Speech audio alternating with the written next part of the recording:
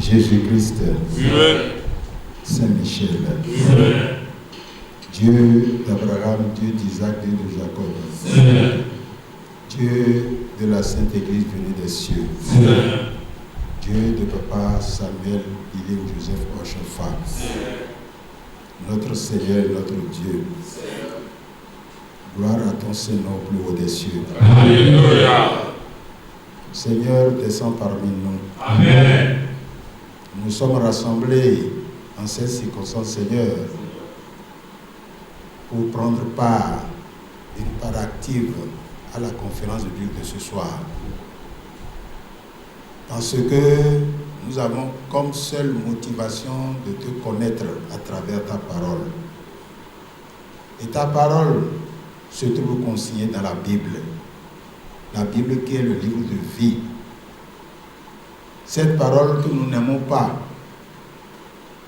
cette parole contre qui nous sommes indifférents, cette parole qui nous déplaît. Mais notre salut ne se trouve que dans la parole, dans la connaissance de ta parole, dans ta connaissance. Seigneur, prends pitié de nous. Amen. Pardonne nos péchés. Amen. Avec le sang précieux de notre Seigneur Jésus-Christ, Seigneur, sanctifie-nous. Amen. Sanctifie-nous d'âme, de corps et d'esprit. Amen. Sanctifie ces lieux. Amen. Nous remettons cette séance entre tes mains. Toi, le Seigneur Jésus, qui est le grand maître, descends et viens nous enseigner. Amen. Viens nous informer. Amen. Viens nous éduquer. Amen. Que l'Esprit du Seigneur descende et vienne nous éclairer. Amen. Au nom de notre Seigneur Jésus-Christ. Amen. Amen. Amen. Au nom de notre Seigneur Jésus-Christ. Alléluia. Alléluia. Mes bien-aimés frères et sœurs dans le Seigneur,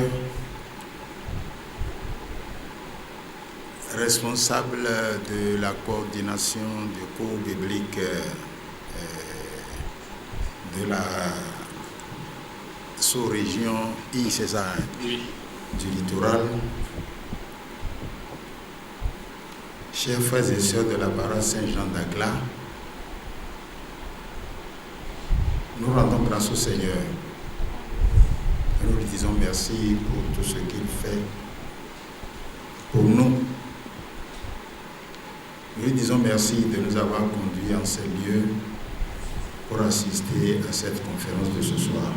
Ces frères ont été inspirés pour dire qu'est-ce qu'on peut faire à notre niveau pour que petit à petit les gens commencent par s'intéresser à la parole. Et il leur est venu à l'esprit de se fondre dans un creuset qu'on va appeler la coordination des cours bibliques. Et ils ont installé les cellules de base partout, ou sur toutes les paroisses, ou tout au moins, en une semaine, il y a le cours biblique. Mais le travail que la coordination fait, c'est d'aller de paroisse en paroisse pour faire découvrir un thème, pour faire découvrir l'Église, pour faire découvrir la parole de Dieu à travers un thème. Et c'est pour ça que nous sommes venus ce soir, pour le thème sur les dispensations de l'Église. Que Dieu soit avec nous. Amen. Donc le thème sur les dispensations de la Bible, nous allons écouter cela avec attention. Et j'aurais voulu que l'exposé soit aussi simple, aussi terre à terre, Et c'est pour ça que quand j'arrive souvent, je demande s'il y avait un tableau, qu'on puisse mettre un tableau pour qu'éventuellement, s'il y avait des choses à conseiller dessus, qu'on puisse le faire. Parce que nous sommes là pour apprendre. Et quand on vient pour apprendre, au sortir d'ici, on doit retenir quelque chose. Si on n'a rien retenu, c'est grave. Bien-aimés dans le Seigneur Jésus-Christ, le thème de notre conférence de ce soir est intitulé « Les dispensations bibliques ». Sans plus tarder, nous allons évoluer avec l'introduction. Les Écritures divisent le temps, c'est-à-dire la période qui s'écoule depuis la création d'Adam jusqu'au nouveau cieux et la nouvelle terre de l'Apocalypse 21, verset 1er. En cette période inégale appelée généralement dispensation. Éphésiens 3, verset 2. Elles sont aussi appelées âges. Éphésiens 2, verset 7. Et jours comme jours du Seigneur. Ces périodes sont marquées dans l'Écriture par un changement dans la méthode dont Dieu se sert vis-à-vis de l'humanité ou d'une partie de l'humanité concernant le péché et la responsabilité de l'homme. Chacune de ces dispensations peut être envisagée comme une nouvelle épreuve de l'homme naturel. Chacune se termine par le jugement, démontrant la faillite absolue de l'homme dans chaque dispensation. 5 de ces dispensations sont déjà accomplies. Nous vivons dans la 6e, probablement vers la fin, et avons devant nous la 7e, le millénium. Qu'est-ce qu'une dispensation? Une dispensation est une épreuve éducative que Dieu manifeste pendant une certaine période pour accomplir une mission ou sa volonté. Dans chaque dispensation, Dieu utilise une ou plusieurs personnes, voire un peuple entier. Le système d'interprétation eschatologique appelé dispensationalisme considère que Dieu réalise son plan du salut à travers des périodes d'administration différentes. Le dispensationalisme définit cette grande phase dans l'histoire de l'humanité caractérisée par un certain type de relation entre Dieu et l'homme. Ces dispensations ne sont pas des moyens de salut, mais des interactions différentes de Dieu sur une interprétation prémillénariste de la seconde venue du Christ et habituellement une interprétation pré-tribulationniste de l'enlèvement. Les 7 grandes dispensations. Première dispensation, l'innocence. Cette dispensation commence à la création d'Adam, Genèse 2, verset 7, et va jusqu'à l'expulsion du jardin d'Éden. Adam, créé innocent et ignorant du bien et du mal, fut placé dans le jardin d'Éden avec sa femme Ève. Il leur fut défendu de toucher au fruit de l'arbre de la connaissance du bien et du mal. La dispensation de l'innocence eut comme résultat la première faillite de l'homme, avec les conséquences les plus désastreuses. Elle se termina par un jugement. Il chassa l'homme. Deuxième dispensation, la conscience. Par la suite, Adam et Ève acquirent et transmirent à la race la connaissance du bien et du mal. Cela donna à la conscience une base pour le jugement moral et par suite, la part de responsabilité de la race humaine devint faire le bien et éviter le mal. Le résultat de la dispensation de la conscience depuis Éden jusqu'au déluge, pendant laquelle il n'y avait ni loi ni gouvernement, fut que toute chair avait corrompu sa voix sur la terre et la méchanceté des hommes était grande sur la terre et que toutes les pensées de leur cœur se portaient uniquement vers le mal. Et Dieu termina la deuxième épreuve de l'homme par un jugement, le déluge. Genèse 3, verset 7, verset 22. Genèse 6, les versets 5, 11, 12. Genèse 7, verset 11, 12, 23. Troisième dispensation, le gouvernement humain, c'est-à-dire l'homme maître sur la terre. Dieu sauva 8 personnes du déluge, auxquelles il donna la terre purifiée et tout pouvoir pour la gouverner. Noé et ses descendants furent rendus responsables. Mais cette dispensation du gouvernement humain eut comme résultat sur la plaine de Shinar la tentative impie de devenir indépendant de Dieu. Et elle se termina par un jugement, la confusion des langues. Genèse 9, 1, 2, Genèse 11, 1, 4, Genèse 11, 5 à 8. Quatrième dispensation, la promesse, c'est-à-dire l'homme sous la promesse. Dieu choisit un homme parmi les descendants de ceux qui bâtirent la tour de Babel, Abraham, auquel il fit des promesses. Quelques-unes de ces promesses étaient purement des promesses de grâce et sans condition. Celles-ci ont été littéralement accomplies ou le seront à l'avenir. D'autres promesses dépendaient de la fidélité et de l'obéissance des Israélites. Chacune de ces conditions fut violée et la dispensation de la promesse eut comme résultat la faillite de la famille d'Israël et se termina par le jugement de l'esclavage en Égypte. Le livre de la Genèse, qui commence par ces sublimes paroles, au commencement Dieu créa, se termine par ces mots, dans un cercueil en Égypte. Genèse 12, 1, 3. Genèse 26, 3. Genèse 13, 14 à 17. Genèse 15, verset 5. Genèse 28, 12, 13. Exode 1, 13 à 14. Cinquième dispensation, la loi, c'est-à-dire l'homme sous la loi. La grâce de Dieu vint de nouveau au secours de l'homme dans sa faiblesse et racheta le peuple choisi de la main de l'oppresseur. Dans le désert de Sinaï, Dieu lui proposa le pacte de la loi. Au lieu de demander humblement une alliance continuelle de grâce, le peuple répondit présomptueusement: nous ferons tout ce que l'Éternel a dit. L'histoire d'Israël dans le désert et dans le pays de Canaan est un long récit de flagrantes et persistantes violations de la loi. Et finalement, après plusieurs avertissements, Dieu met fin à cette épreuve de l'homme par la loi, par un jugement. Premièrement, Israël, ensuite Juda furent emmenés hors du pays en une dispersion qui dure encore. Un faible reste revint sous Esdras et Néhémie, et c'est de ce reste qu'en temps voulu, Christ vint, né d'une femme sous la loi. Juifs et gentils conspiraient pour le faire mourir.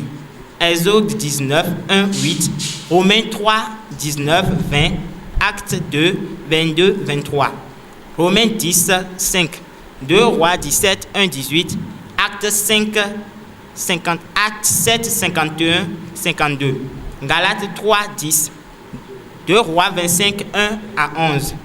Sixième dispensation, la grâce, l'homme sous la grâce.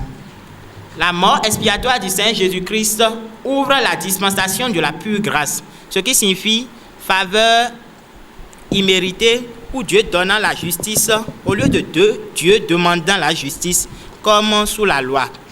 Un salut parfait et éternel est offert maintenant gratuitement aux gentils et aux juifs sous une condition, la foi en Christ. Jésus leur répondit: l'œuvre de Dieu, c'est que vous croyez en celui qu'il a envoyé. Jean 6, verset 29. En vérité, je vous le dis, celui qui croit en moi a la vie éternelle. Jean 6, 47. En vérité, je vous le dis, celui qui écoute ma parole et qui croit à celui qui m'a envoyé a la vie éternelle et ne vient point en jugement, mais il est passé de la mort à la vie. Jean 5, 24. Mes brebis entendent ma voix, je les connais et elles me suivent. Je leur donne la vie éternelle et elles ne périront jamais. Et personne ne les ravira de ma main. Jean 10, 27 à 28. Car c'est par la grâce que vous êtes sauvés, par le moyen de la foi. Et cela ne vient pas de vous, c'est le don de Dieu.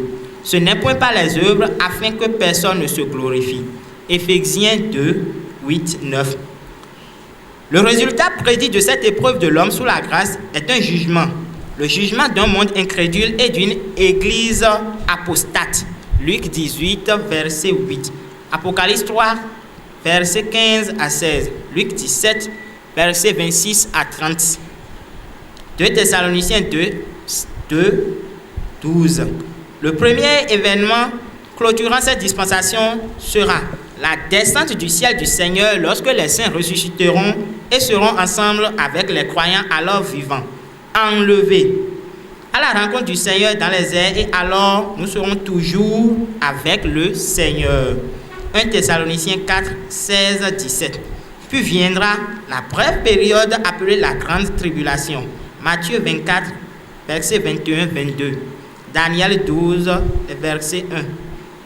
Sophonie 1, verset 15 à 18. Après cela,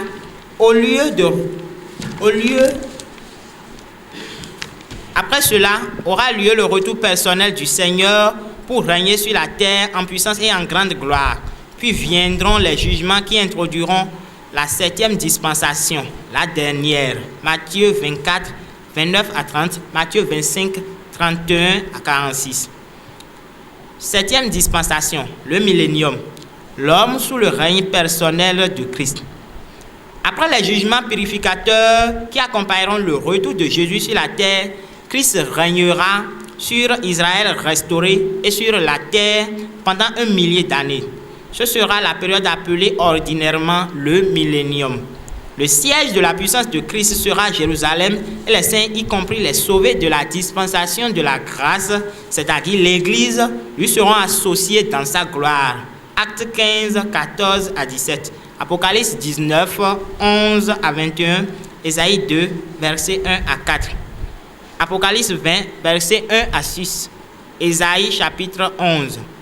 Mais lorsqu'après cette période, Satan sera relâché pour un peu de temps, il trouvera le cœur naturel de l'homme aussi enclin au mal que jamais et il réunira facilement les nations pour combattre contre le Seigneur et ses saints. Cette dernière dispensation se terminera comme toutes les autres en un jugement. Le grand trône blanc est dressé. Les méchants morts seront ressuscités et finalement jugés. Puis viendront les nouveaux cieux et la nouvelle terre. Apocalypse 23, 7, 15, Apocalypse 21 et Apocalypse 22. Quelle est l'importance de la dispensation? La révélation de Dieu a été progressive. Ce n'est pas que l'intelligence de l'homme au cours des temps ait fait des progrès lui permettant de saisir toujours mieux ce qu'est Dieu, mais il a plu à Dieu de communiquer sa volonté, ses pensées, ses plans par étapes successives. La révélation de chaque étape dépendant à la fois de la conduite de l'homme. Les communications à l'égard de la révélation précédente et des plans souverains de Dieu. Les communications divines ont placé les hommes qui les ont reçues, que ce soit Adam, Noé, Abraham, le peuple d'Israël ou d'autres, dans une position particulière de responsabilité. Et l'histoire biblique nous montre dans chaque cas comment l'homme s'est acquitté de sa responsabilité. Mal le plus souvent, mais à l'histoire décevante de l'homme répond la révélation glorieuse de la grâce de Dieu, qui a surabondé là où le péché abondait. Romains 5, verset 20. Aujourd'hui, l'ensemble de la révélation de Dieu étant entre nos mains, comment pouvons-nous faire bon usage de ce qui a été communiqué à d'autres dans les temps qui ont précédé? Sans doute en recevant par la foi tout ce que la parole de Dieu nous dit, mais aussi en comprenant les différences entre les diverses conditions dans lesquelles se trouvaient les hommes auxquels Dieu s'est adressé. Cela pourra nous éviter de regrettables méprises, en particulier celle d'appliquer aux chrétiens des éléments périmés du système légal institué autrefois par Dieu en Israël et de nous priver par là des grâces, des pleines bénédictions du christianisme. Il serait aussi faux de laisser simplement l'Ancien Testament de côté que de lire sans la lumière du Nouveau. Le but de la dispensation. Son but est de comprendre le plan, le schéma ou la ligne de conduite de Dieu pour sauver l'homme dans l'état de perdition et de retrouver la vie en Jésus-Christ. Ce mot peut désigner aussi bien les dispositions que Dieu prend dans son administration que les périodes durant lesquelles il prend ses dispositions. La dispensation de la loi, par exemple, c'est la condition dans laquelle se trouvait le peuple d'Israël par le fait qu'il avait reçu la loi de Moïse et était sous l'autorité de cette loi. Et c'est aussi l'époque allant depuis Moïse jusqu'à la venue de Jésus sur terre. La connaissance des dispensations, au moins dans leurs grandes lignes, est nécessaire pour pouvoir, ainsi que Paul le disait à Timothée, découper droit ou exposer justement la parole de la vérité. 2 Timothée 2, 15. Dieu s'est révélé aux hommes pour leur bénédiction et pour manifester les différents aspects de sa gloire. mais il s'est révélé de façon progressive. Dans chaque dispensation, l'homme a été mis à l'épreuve et le résultat de ces tests a été la faillite sur toute la ligne. Mais au fur et à mesure que l'homme manifestait le fond de sa nature, Dieu a tiré de ces trésors de nouvelles richesses. L'étude du plan de Dieu dans la révélation qu'il a faite de lui-même est une source d'enrichissement particulier. Elle nous fait croître dans la connaissance de Dieu et du Seigneur Jésus-Christ. En somme, l'homme s'est révolté une ultime fois contre son Dieu qui a répondu à cette dernière outrecuidance par une extermination totale et immédiate de tous ceux qui ont choisi délibérément le camp du mal, c'est-à-dire du diable. Personne sur la terre ni dans le monde des ténèbres n'aura le dessus sur la prééminence du Fils de Dieu, à qui Dieu a remis toutes choses qui existent pour qu'elles lui soient entièrement soumises. Hébreux 2, 8. 1 Corinthiens 15, 28. Merci pour votre écoute. N'hésitez pas à liker la vidéo si elle vous plaît et si vous êtes nouveau sur la chaîne, n'oubliez pas de vous abonner et d'activer la notification pour ne rater aucune de nos prochaines vidéos. Oshofa Prise TV. Tout pour la gloire de l'Éternel, Dieu de Shofa.